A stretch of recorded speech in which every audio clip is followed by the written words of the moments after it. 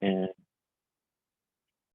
we're really excited about Dignity Moves being open, and Kayla and I have had the joy of seeing a lot of our friends, as well as a lot of your friends, I'm sure our people on this call, move in, and they've been coming to our NNCs at different times and filling us in on what's going on. But it's really cool to know that they're going back. They're not going back to the streets, they're going back to a vehicle. Many of these people now, they're going to their own unit. And so we're just really appreciative of the county and the city putting forward some resources and the efforts of good Sam. So I believe, Aaron, I think, are you able right now to kind of share a little bit about Dignity Moves? I see your screen's off. I can move straight over to Gordon if we need to.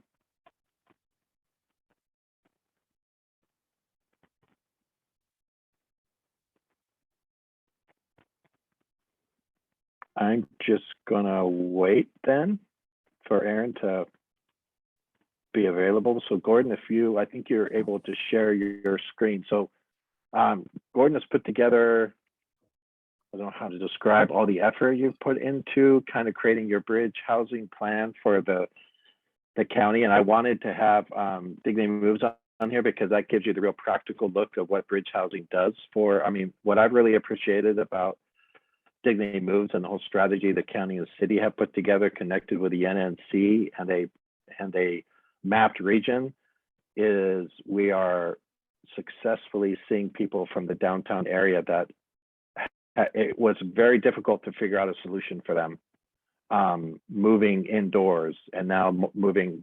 Next stage is, of course, housing, but it is a major step for them for wellness. And so your plan kind of describes how this can be done across the county. And so I'm really excited for having you on board and to share that with us. So I'm going to hand it over to you. This is being recorded, so we will also push this out to all of our partners. We'll probably post on social media, but Gordon, you have the microphone. All right. Well, thank you, Jeff. It's great to be here at your final meeting, and welcome, Catherine, to your first meeting. Really excited about the future of SB Act, and Jeff, you know how much you will be missed. This presentation, I've done a fair amount of work on it, and as you probably know, you share presentations with friends, and the first thing they ask you is, well, who's your audience? And I tell them, anyone, everyone, anyone who will watch it, okay? And they say, well, what exactly do you want? And I say, everything. I want everything that will end the problem of individuals who are struggling on the street, living on the street.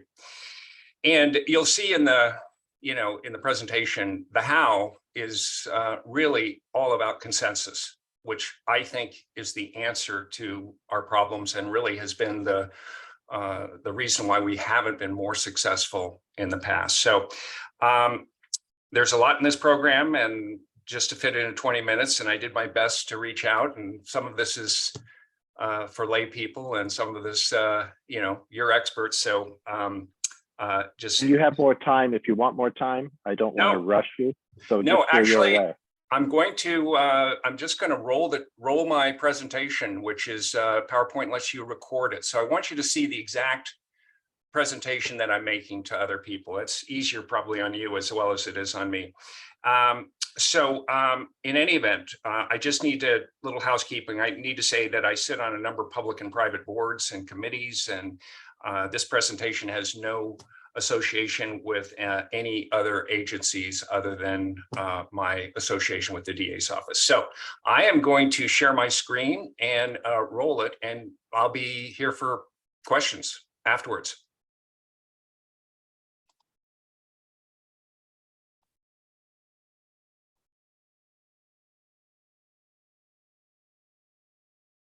And just let me know if there's any problems here with it. Are you seeing my screen? Hello, everyone. My name is Gordon Auchincloss. Can you see my screen? Yep. Okay, great. Thank you. And I'm a retired assistant district attorney. I also currently work as a member of the volunteer staff for the DA's office, and I've been assigned by DA Joyce Dudley to work on all issues involving homelessness at the intersection of public safety and criminal justice. The presentation you're about to see is an action plan that I have presented to numerous stakeholders and agencies over the last couple of years. It's really designed to build support for the idea that Santa Barbara would benefit from ending the shelter gap. In other words, creating sufficient, dignified, and affordable shelter for those who currently live on the streets. This plan is a plan to address our most vulnerable in our homeless community, while at the same time creating public health and safety for public spaces. And at the end of the presentation, I hope you'll contact me with your thoughts and questions. So let's get started. Fixing homelessness is simple, but not easy. And while I wrote this sentence, it's not original. It's been paraphrased by many other people who know a lot more about homelessness than I do. I hope that after today, as we get through this material, you'll see that while the problem is simple, the solutions can be simple too. They'll just take our commitment and work. The simple part is obvious: creating adequate homeless housing infrastructure with services, which you will see are very expensive. The not so easy part is understanding that we have limited resources. And because we have limited resources, we have to prioritize our efforts. Another issue is political will and supporting our elected officials and addressing the problem head on with bold action and available resources in a manner that will fix it. Finally, community will, which involves education and some sacrifice. But the goal of the community is not only to help those experiencing homelessness. Our community wants to have safe and clean public spaces for all. And that's what this plan offers. So to find the solution to any problem, it helps to have a clear statement of what that problem is. It is unsafe when people live unsheltered. This is the lead statement in our Santa Barbara County Encampment Resolution, which was unanimously approved by the County Board of Supervisors. It's incredibly unsafe for those experiencing homelessness, who often face serious health issues, including physical disabilities, drug overdoses, mental health problems, alcoholism. Some are in wheelchairs. Many are living in squalor in encampments along travel corridors where they might be hit by a train or a car, all while facing death or disease from exposure. In a word, it is inhumane. Homelessness is also unsafe for our entire community. We've seen an enormous number of encampment fires over the past few years. Fire chiefs tell me that the threats of urban wildfires are much greater than wildland wildfires. And the reason for that is that urban wildfires on a red flag day with winds over 60 miles per hour can just create a swath of devastation through our communities. But there are not only concerns about wildfires. The problem of homelessness also creates public health and safety issues for our parks and beaches, our playgrounds and business corridors, our streams and rivers. In sum, our entire community environment. So how do we address this problem? Well, the answer is pretty simple. 3 words: shelter the unsheltered. These are the words that describe the bridge solution. Full stop. End the shelter gap in Santa Barbara. But the bridge solution does go further, because the type of shelter we're proposing is bridge housing, much superior to emergency shelter. And we'll get into that in a moment. What if we could provide safe, dignified, and compassionate shelter for those who are unsheltered? And not just any shelter, non-congregate shelter, with a locked door and private space that is dignified and sought after by individuals who are living on the street? What if we could do that with services that provide food and security and healthcare and applications for benefits that end the cycle of homelessness? What if we could end dangerous encampments? What if we could help end chronic homelessness and homelessness among domestic violence survivors and veterans? And do all that at the same time promoting safe and clean public spaces, which our community is absolutely desperate for. And finally, what if we could do that economically and quickly in less than 3 years? These are the absolutely obtainable goals of the bridge solution. Let's look at the total housing gaps for homelessness in Santa Barbara County. This is a slide from our Community Action Plan, Phase 2. And while it may look a little confusing, I'd ask you to focus on the bottom 4 numbers on the bottom line, which indicate our total housing gaps. On the right-hand side, you'll see rapid rehousing, permanent supportive housing, and long-term subsidy have a total cost of $346 million, plus an additional $22.5 million annually. Unfortunately, those numbers are simply not in our budget. There is nothing on the horizon that looks like it's going to satisfy those costs. However, that doesn't mean we ignore these important elements of our housing plan. When we get opportunities for grants or funding for these parts of our plan, we are working on these opportunities and should seize funding as it becomes available. But $346 million plus $22.5 million a year is simply a bridge too far for us to achieve anytime in the near future.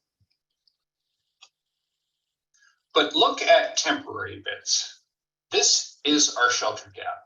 And according to the Community Action Plan, it would take $9.2 million to fill that gap. Now, I think that's too optimistic, and I'll show you why in a few more slides, but even still, anything remotely close to this number is completely doable. We can achieve this. In government, we have a saying that all roads lead to the budget. So let's talk about funding. Originally, the bridge solution relied upon ARPA, the American Rescue Plan Act for COVID, which gave Santa Barbara County and its cities over $174 million. This funding was flexible and available to address homelessness, and while it was petitioned that these funds could provide for a total end to the shelter gap, that didn't happen. In June of this year, the budget was finished, and that money is mostly committed to other projects. But in the future, we're looking at over $2 billion over the next 2 years coming from the state to local governments. And we'll also see more funding coming from the federal government. There's also a robust interest in local philanthropy to help provide solutions to local homelessness. As you may know, the Dignity Moves project on Santa Barbara Street was largely funded by philanthropy. So how much will we get this year? Well, not including the ARPA funding from last year, we got a record of over $42 million of funding for those experiencing homelessness. And this year, it's going to be more than double that, over $84 million. So funding is coming. And even though there are some strings attached, it's up to us to see that the money gets spent where it can do the most good. So given the limited number of resources, we have to prioritize our efforts. Those experiencing chronic homelessness are those who have experienced homelessness the longest. They are the people we see every day living on the street and struggling to get by. And given the compelling moral reasons for helping these individuals, there are also compelling legal ones. The 2022 point-in-time count showed that those experiencing chronic homelessness in our county totaled 565. In addition to those experiencing chronic homelessness, domestic violence survivors, especially women who are incredibly vulnerable when they are unsheltered, need priority with respect to housing. Priority for domestic violence survivors and those experiencing chronic homelessness is not only the right thing to do, it is codified under California's Housing First Code of Regulations, under Title 25, which provides that priority access for housing is for unsheltered people with the most urgent and severe needs, including domestic violence survivors and those who have the longest time homeless. In other words, the chronically homeless. And finally, any effort to shelter the unsheltered should include veterans. In our 2022 point in time count, it was revealed that there are 117 veterans experiencing homelessness in our county. This number is down from over 200 in 2020.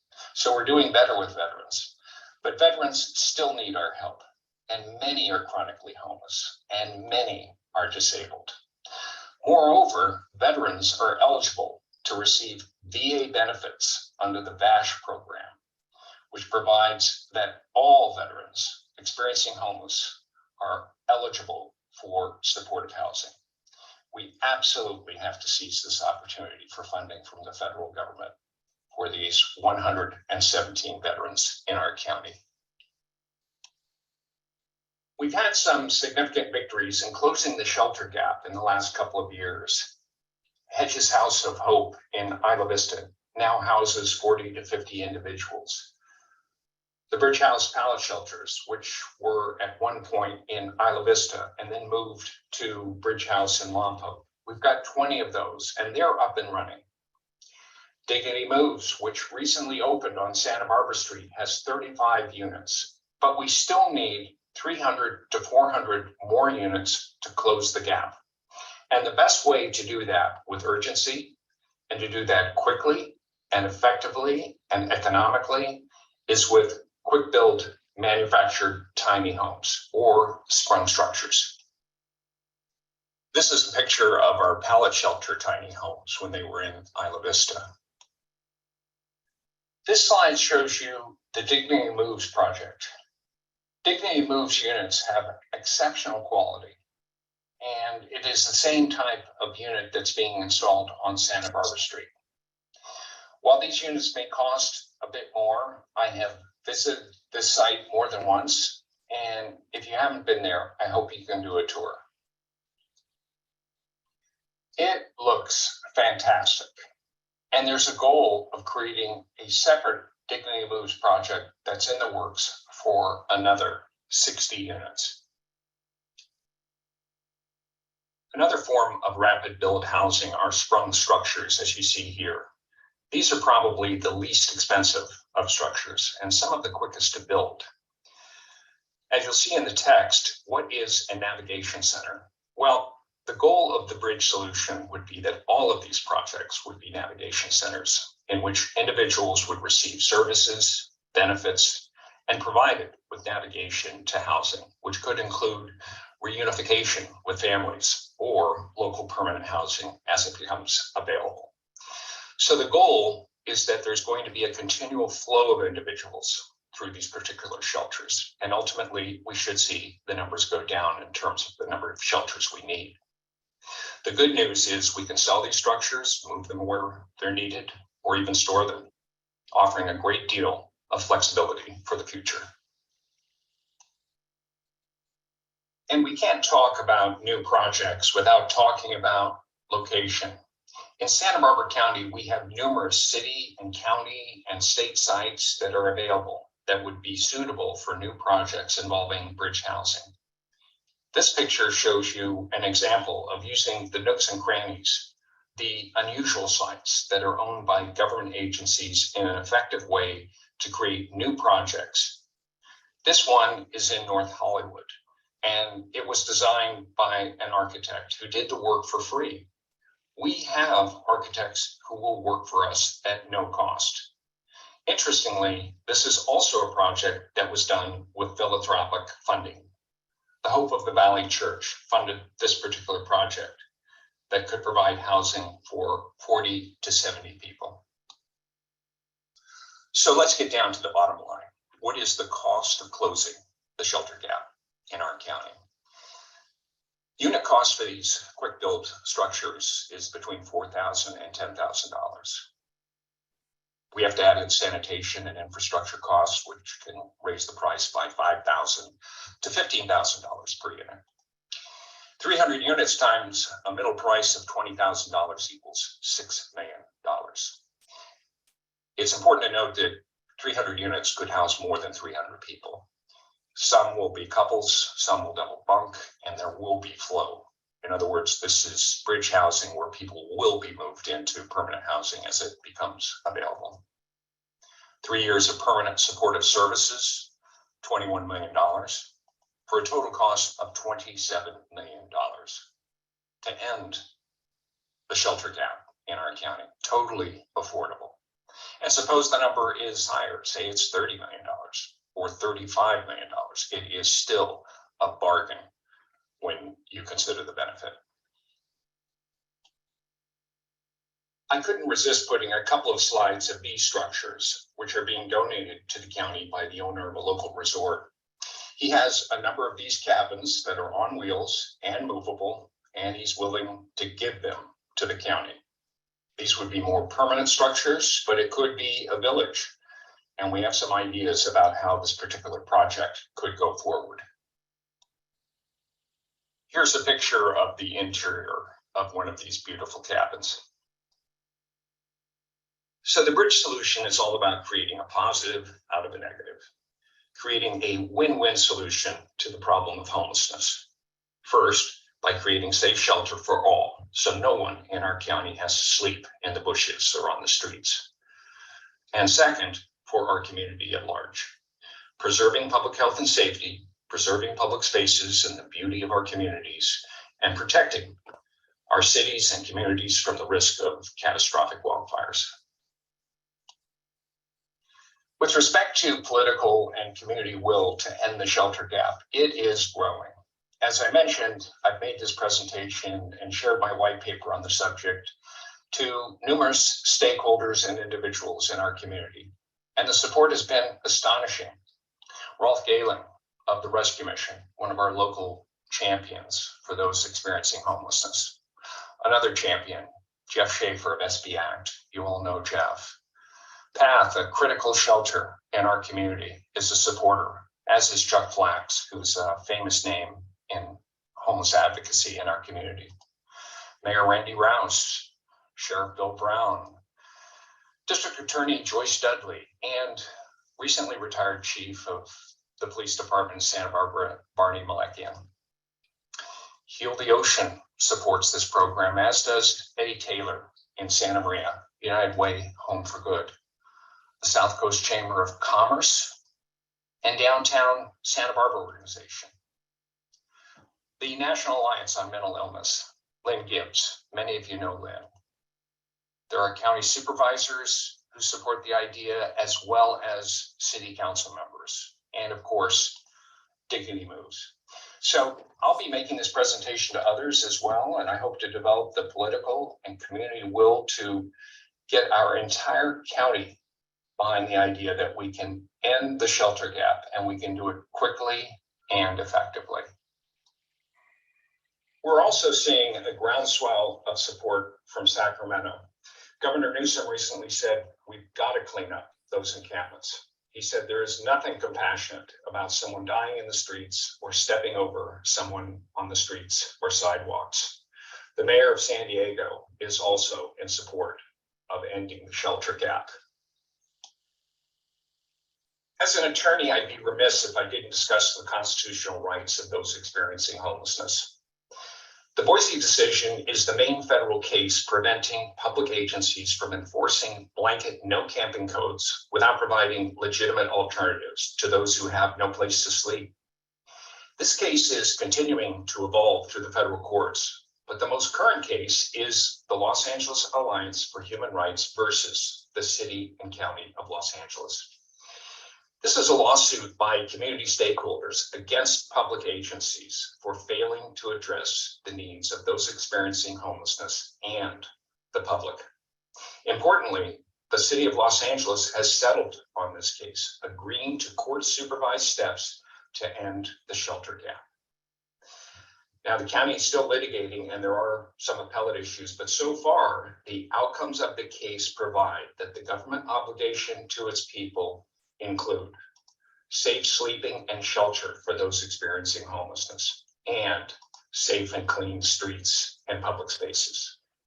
These are two sides of the same coin, and they are both the goals of the bridge solution. Finally, if not us, who? If not now, when? These are the words of federal judge David Carter quoting JFK in the Los Angeles Alliance case. I hope they resonate with you as much as they do me. Thank you for watching this presentation. If you have thoughts, ideas, or questions, I hope you'll reach out to me at the email address on this slide.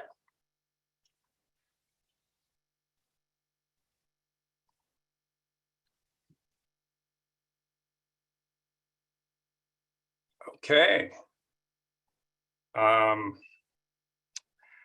Questions, ideas, answers. Money. Money. Yeah, let's talk money. Yeah, let's open it up. Go ahead. Well, so, I brought up SB Act, or no, excuse me, SB Act, the ARPA. I'm getting my acronyms mixed up.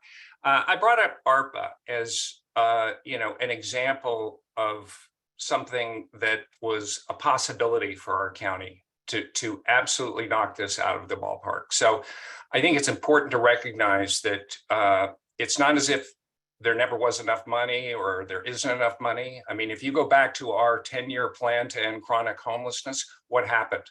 No funding.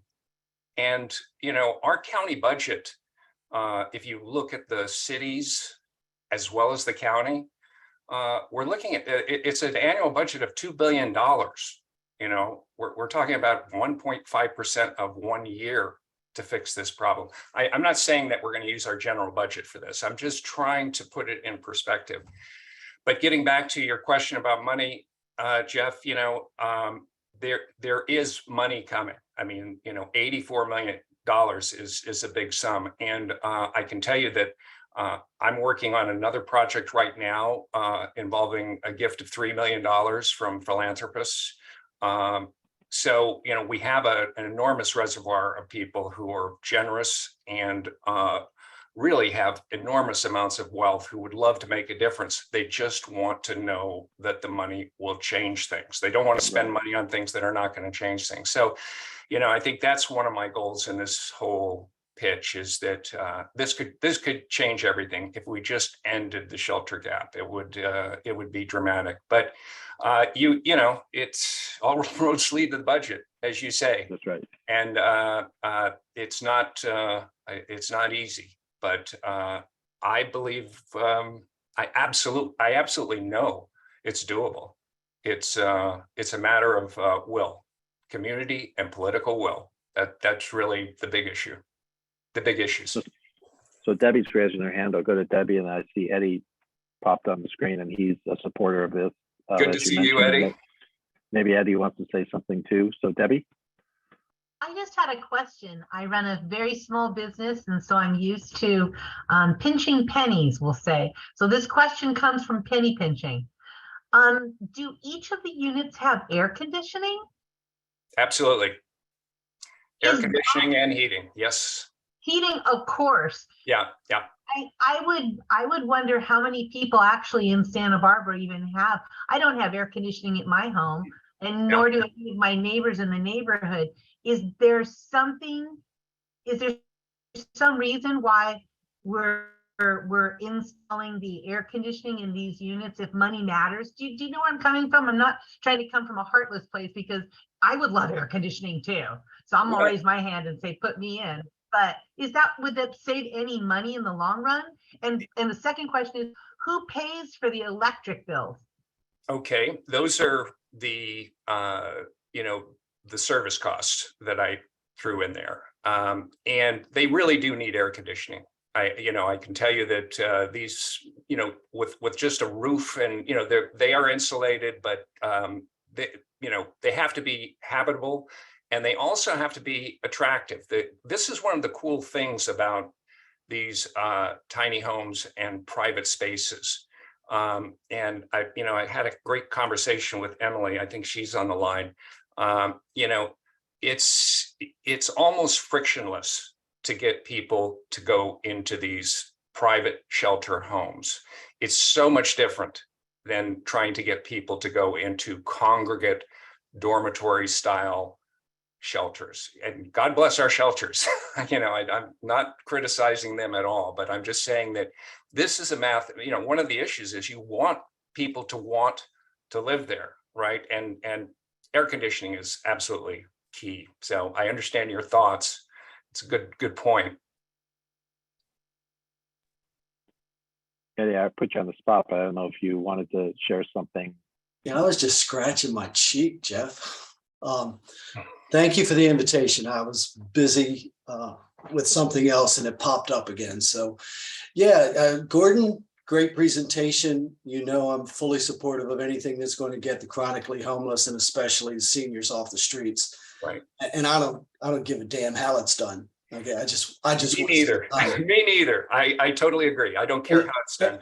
And you also know that I'm always going to push back on you on the funding and get to real numbers, because unlike most of you on this call, and don't sniff when I start saying this, you have to listen to the whole sentence, okay? Jeff's heard it before. There's never been a shortage of money. That's not the problem. It's how we invest the money that we have. And Gordon's a good example for me to use. He and I probably started out, we're about the same age. I'm maybe 10 years older than him. But we started out economically about the same place, and Gordon did a lot better than me. Gordon lives on a ranch. I live in a rancher. You get the picture. It's how we invest the money, but we can't make those decisions till we have the data and we're honest with ourselves about what it really does cost to house a chronically homeless person for a year. So you went pretty fast for me, Gordon, but I did the math in my head and I came up with your supportive services dollars at about 23,000 and change.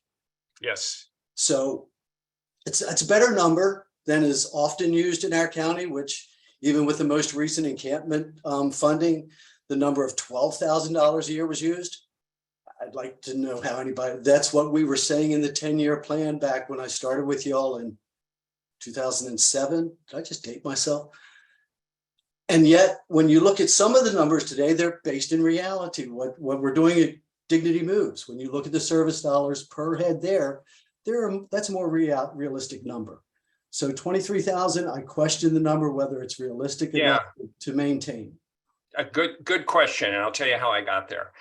So our community action plan has a number. I use dollars per day. So that's the number I go with. I haven't worked out in my head what it is per year, but the dollars per day in our community action plan was $45 a day per person. I use $70 a day. The highest number I've heard is $100 per day. There are economies of scale, obviously, and those don't consider philanthropic money coming in either. And so, Sylvia Barnard, as you know, up in, at Good Sam, that $45 number a day figure, as I understand it, don't hold me to this, but as I understand it, that came from her, and what she is, what she needs a day to operate her Good Sam operation. So a lot of it comes from, food bank, and how are you going to gather your resources to get, the food resources, but I don't think $70 a day is unreasonable, especially if you scale it. If you're going to have units of 20 units, your costs are going to go up.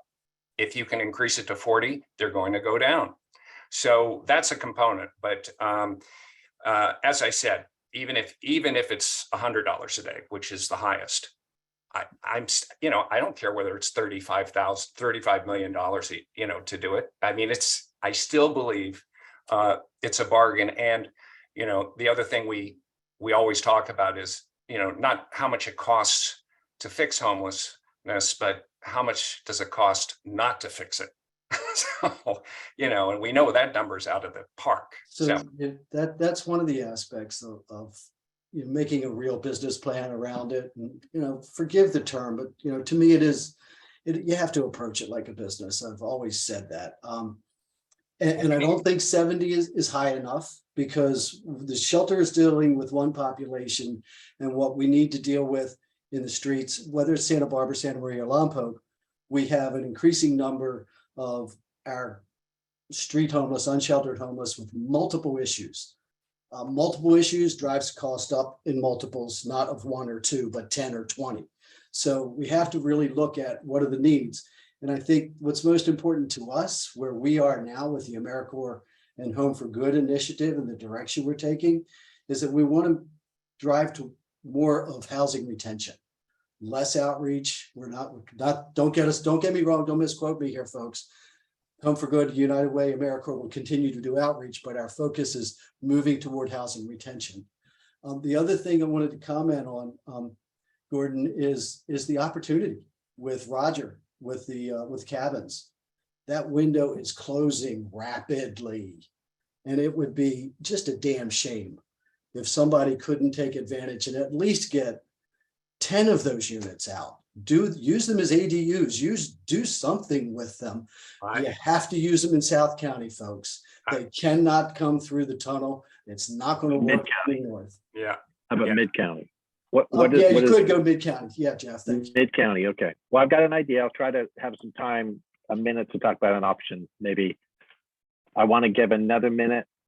If anyone has a hot question, I want to make sure I get enough time for Aaron, and I think Anais jumped on the call to talk about Dignity Moves as kind of the practical, this is actually happening right now in our community. So Tom, go for it.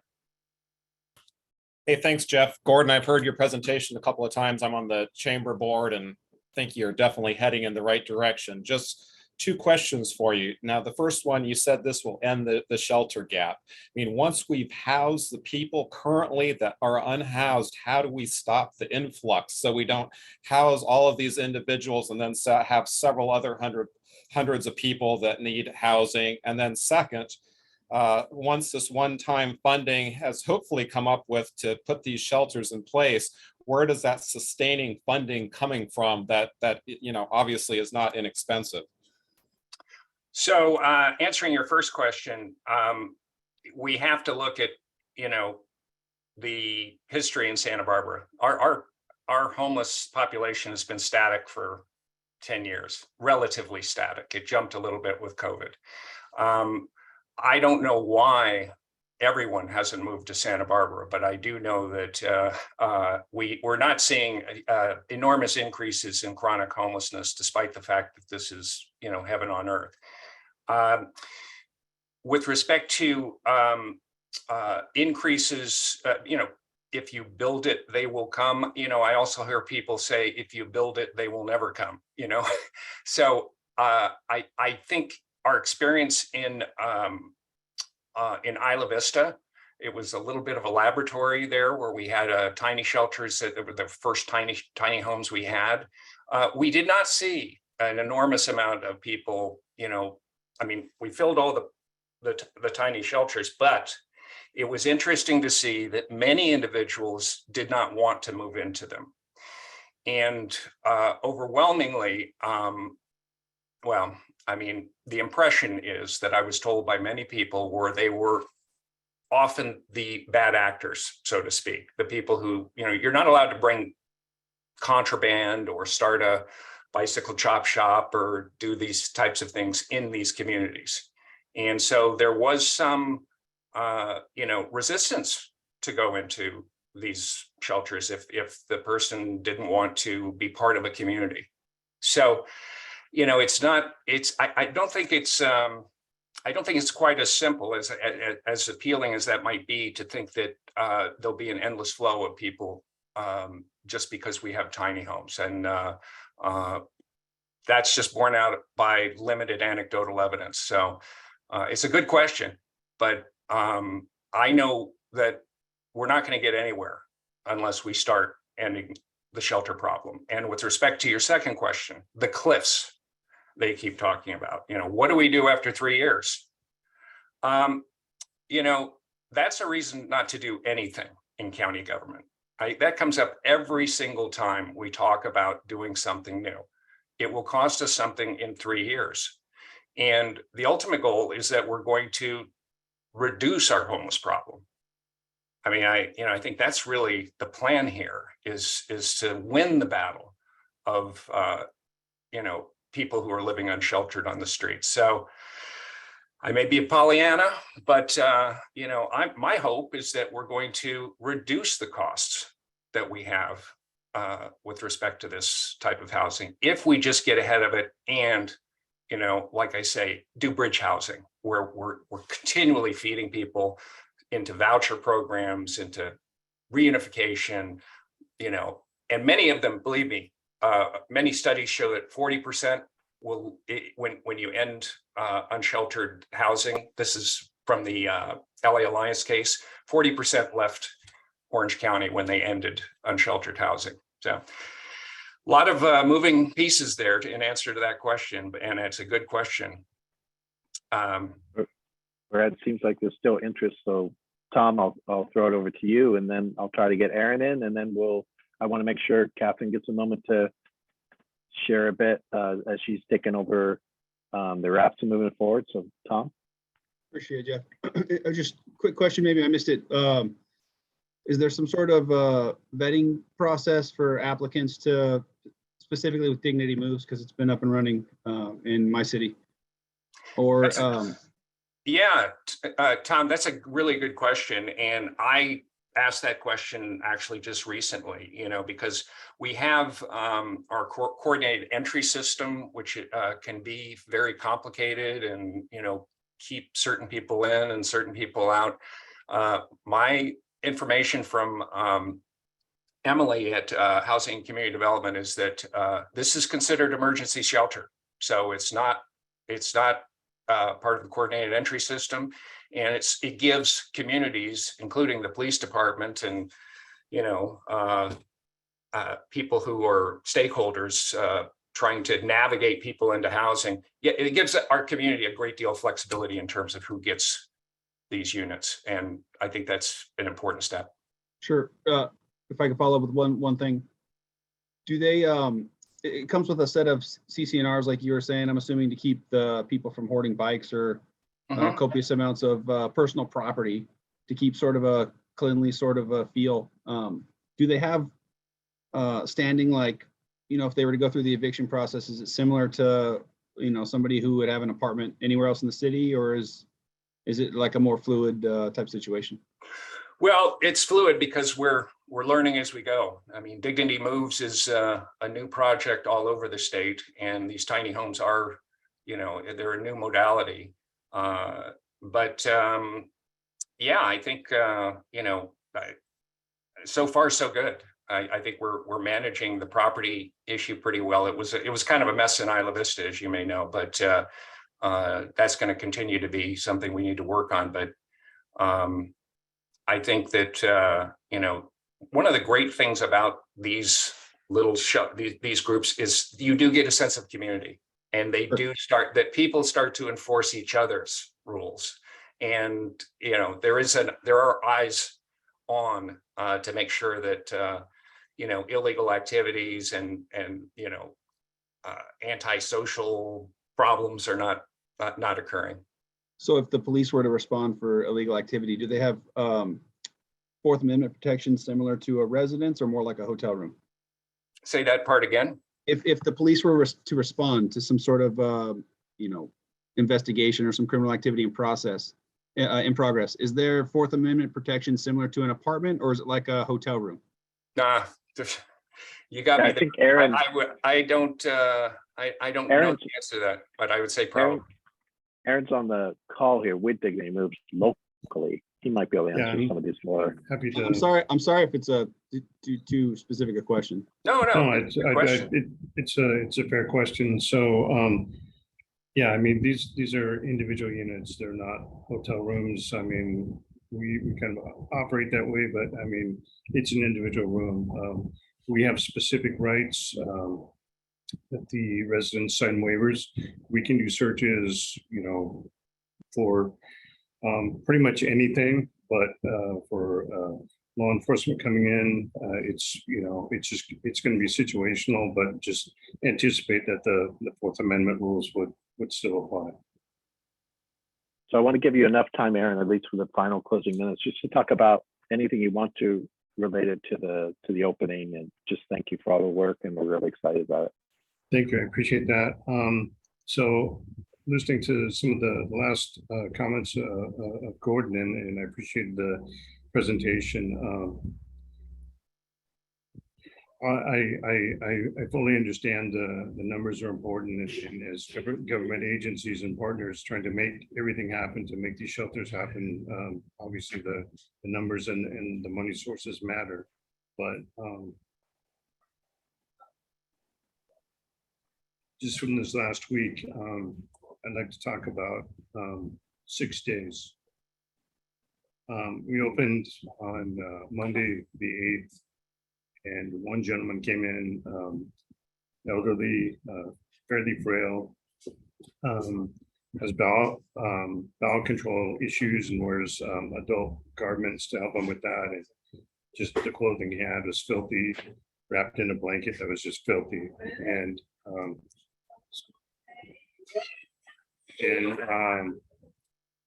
so he came in. It took us about a day and a half working with other partners to get him out of that clothing and showered. That was on starting Monday. By Friday, I saw him crossing the street back to the shelter, clean and clothes, using his walker. And I was told 2 days before, someone saw him in the laundry doing his own clothes. There was a lot of help and support from partners, behavior wellness, but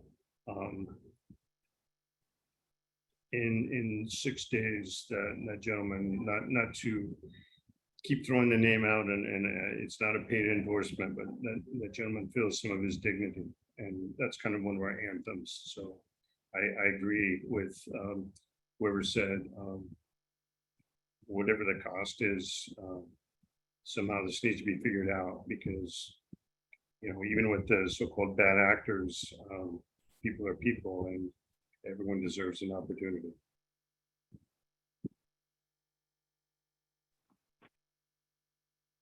Yeah, I really So appreciate you humanizing as of the now, effort. as of now, we have, as of today, we have, I think the yelling in the background was we finally hit number 20. That was kind of one of our goals. We had 20 folks in today. Jeff Gaddis, one of our directors with Good Sam, circulated within the agency a picture outside the Natural History Museum down here downtown from Friday, and it was there was nobody out there, which I guess that was remarkable, because everybody who was there is here. So that's kind of where we're at. Moving forward, within possibly by the end of the week, we'll be full or nearly full, and moving forward. And everyone here has been great. We haven't had major issues here, and there's a great big kind of breath catching phase. And I'm sure a lot of shelters experience this, but our target population is some of the most vulnerable, and probably some of the most cost and labor intensive from the emergency responder and other side, first responder side. So anyway, if there's questions, I'm happy to take them. Otherwise, I'll let others speak. Are there any questions or comments, or how about some applause and thank you, thumbs up, hard work that they're all doing? Just one And I more know- comment too. Go ahead. Sorry, just one more comment. Yeah, so we're certainly not doing this alone. Just the process to kind of identify the folks coming in. There was, I mean, an incredible number of agencies involved. I mean, just looking around the folks here, I mean, virtually every agency has had hands-on. So as it should be, it's a community effort. So thank you all. Yeah, I mean, it's literally saving lives. I know for Kayla and I, the people we've seen at Alameda Park over the years that are now moving in were people we were very concerned about just for their, honestly, for their lives. So really appreciate the opportunity they've had to become your clients. And I too appreciate everyone on this call that's been a part of it, the process to make this happen. I want to throw it over to Catherine. This is my last wrap, but you are in great hands with Catherine. Great relationship with the county, history of working with people, boots on the ground, shelter system, has some creative ideas moving forward.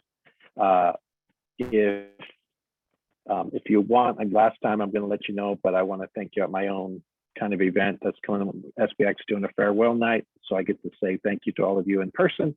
You're all invited. I can hand it over to Catherine for kind of her final words on where she wants to go with this work. Well, thank you, Gordon, for that presentation. I think it really, it's a lot of great conversation that is taking place. And so for me, I've been working in homeless services for the last 6 years. And I know we've talked about a couple of times here, our last 10-year plan. And when I started homeless services, we didn't have a client entry system. Like I remember when CityNet came into town as an outreach provider. So I want to also put in that perspective that in the last 6 years, our system of care that we have now didn't exist. And we've come so far and we've made tremendous strides in that commitment to come together to create that. And so, right, we need to continue. How do we go from here? What do we need to go and commit ourselves to from here? And so I'm really excited, or what I'm passionate about is having seen that transition throughout the years of new systems coming into play, and then having those honest conversations about what's working, what's not working, and what do we need to do as a single organization, as well as a collective, to improve that system, to fill in the gaps. So that's really what I'm excited about. And continuing this work with all the partners that I've created in the last, or partnerships that I've held in the last years, and just really bringing homeless services to the next phase. Because we are at another pivotal point. There is a lot of funding coming down right now committed to end homelessness. And we're very fortunate enough to be in a community where, I'm going to keep saying this, 1,900 folks. I know one too many people on the street is too many people on the street. But when I think about 1,900, I can wrap my mind around that. I've worked with and I've spoken to a lot of people in different communities throughout the state and in different states that are envious of the work that we're doing, the level of collaboration that we have, because it's daunting when you're in such a large community. That level of coordination just it feels impossible. And so again, when we live in this type of community, when we've already established such great networks, I think we just have to kind of continue on and take it to that next level and continue those hard conversations, right? Like, how are we preventing folks from entering the homeless system? So to Tom's point, that question, that is an initiative that SB Act is working on. We've had meetings with the county where we're starting to plan out what that looks like, and just kind of analyzing that data of who is entering the homeless system. What are those trends? And can we target those populations so then that we're filling that gap and catching them before they even enter? So that's the type of work that that's taking place right now. And I'm just really excited to be a part of this team and to continue to work with a lot of amazing organizations that I've been able to work with the last few years. And I think Al has a question or a comment. Yep. Yeah, well, first off, I want to continue walking. I look forward to working with you, Catherine. We've been around for over 6 years now, but one thing that I got from this meeting, just in general, and I've heard multiple times, is opportunity. Something stand out to me when I listen, when I'm on these meetings and I'm joining, I get to hear these. Thank you very much, Gordon, for that presentation. Like I said, continuing crunching the numbers is a key. I think 2 factors that I got is, one is opportunity, which we need to continue getting and taking advantage of, because that's all these individuals need. And that's all we need. When you have the love and passion and care that this whole team that's on this call has, because we wouldn't be here if we didn't, we need those opportunities to use this hard work, to use this passion, this love for our community, to be able to change what's going on. The second part of that is exactly what Catherine said. I've been around for all 6 years as well, where I have 3 beautiful daughters, where I still have a 13-year-old. They tell me I haven't been through the worst yet, right? Well, I prepare myself for that. And that's kind of what we've done in this past 6 years of transitioning from sitting at being around to Good Sam now being around, the behavior wellness with Cottage Hospital that works around, with SB Act. We started working towards that solution. So I feel we've gotten past the worst of that. And there's still more to come, of course, right? That's life. And that's what I like to talk about. I like to talk about life. I like to keep it really realistic. We are going to continue to have things that come our way, no matter where we're working, right? No matter where we're at. But being given the opportunity is what we need. And so when we're able to crunch those numbers, identify the numbers, come to an agreement with what numbers are needed, then from there, the opportunities will come. And then from there, we can continue taking the action that we are here to do in order to do that. So just having these conversations and get us the opportunity, create that opportunity, find those numbers so that we can be able to make a difference in our community. But I just wanted to thank you guys all today and just give the feedback of what I was able to take from it and know what we need to do to move forward. Well, preach it, brothers and sisters, and keep up the good work, everyone. And I'll see you at different places and different corners, but really appreciate all of you. My love to all of you, and keep up the great work. See y'all soon. Thank you, Jeff. Appreciate you.